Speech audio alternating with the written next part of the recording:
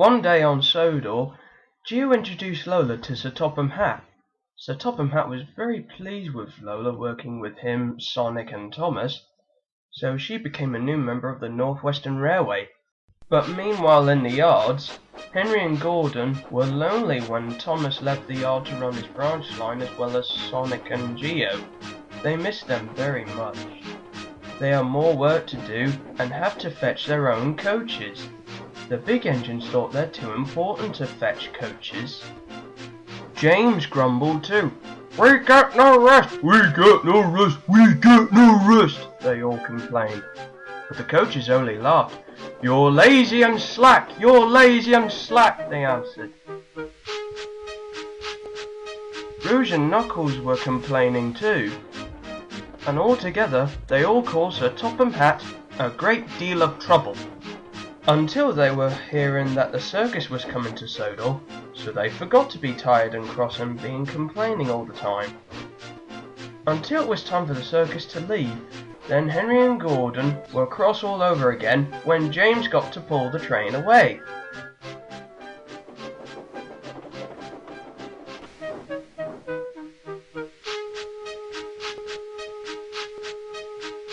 A little later, Sir Topham Hatt returned. "Come along, Henry. The tunnel is blocked down the line. You must take some workmen, including Geo, to investigate."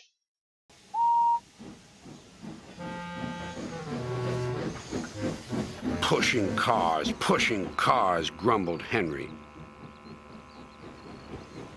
They stopped outside the tunnel. The workmen went inside. It was very dark and quiet, but not for long.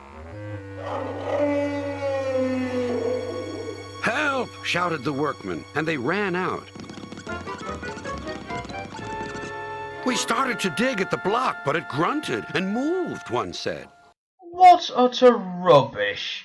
"It's not rubbish, Geo. It's big and alive, and we're not going in there again." "Right.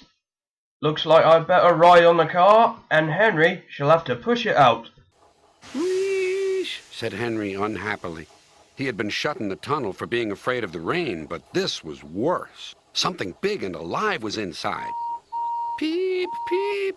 I don't want to go in." "Neither do I," said his driver, "but we must clear the line." Oh dear, puffed Henry.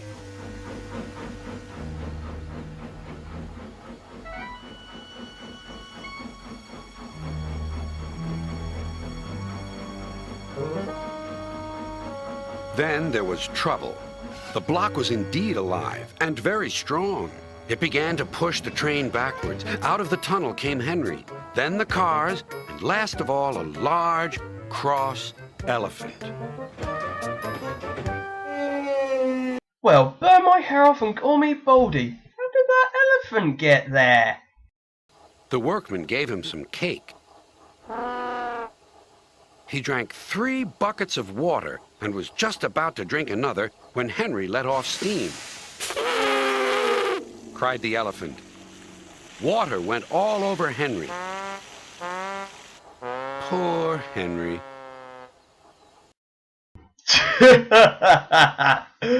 Oh my goodness gracious me. We're planning to have a shower, are you, Henry? Henry was most upset when the elephant got picked up by his banksman. "An elephant pushed me! An elephant pushed me!"